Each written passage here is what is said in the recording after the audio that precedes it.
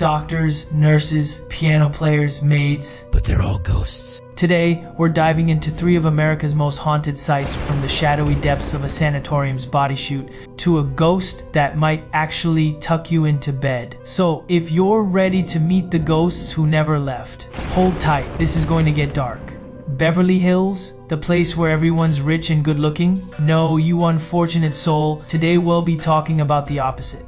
Waverly Hills in Louisville, Kentucky. There's no golf club here. Instead, you'll find a sanatorium filled to the brim with tuberculosis tales and a ghost or two. Imagine walking down a long, dark, and creepy path, and all of a sudden, as the lightning strikes, you see this massive Gothic building which used to be a tuberculosis hospital.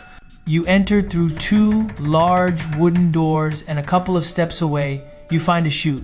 But they didn't use it for clothes. No way. It's called the body chute, and that's how they used to move those who passed away. Picture it, a cold, dark tunnel with whispers from those who once walked through it, as if their spirits never really left. Visitors claim they hear footsteps echoing, yet no one is there, just you and the darkness. And then there's room 502. This room holds the tragic story of a young nurse, overwhelmed and shamed by an unexpected pregnancy, who took her own life here. Some believe she never left. People who step inside say they feel lightheaded, like something's pulling them down. And on certain nights, her shadow appears, hanging in the dim light, swaying in the stillness. But the most chilling presence, that would be the creeper. A shadow that doesn't walk. It crawls. It slinks along walls and ceilings, and if you're unlucky enough to see it, that suffocating fear sticks with you, like it's latched onto your soul. The Stanley Hotel.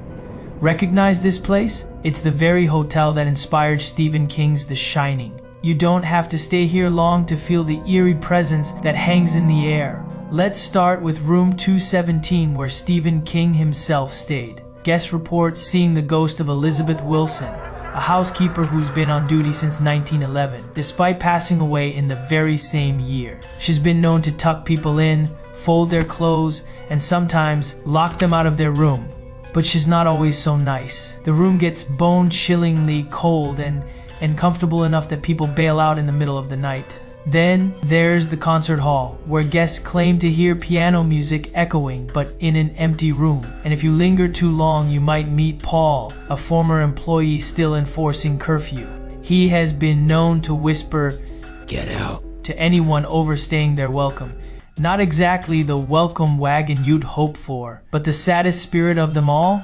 That would be Lucy, a young girl who froze to death near the hotel. Her giggles drift down the hallways, and people sometimes see her dashing about. She is playful, but her story leaves a chill that's hard to shake.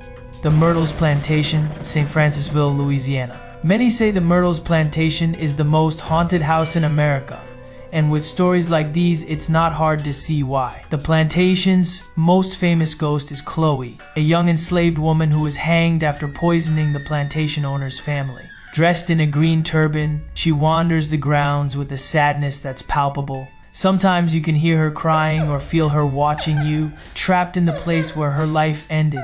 Then there's the mirror. It's said to hold the spirits of Sarah Woodruff and her children who were poisoned in the house. Look closely, and you might see faces reflected in the glass, or even handprints that refuse to disappear, as if they're trying to escape.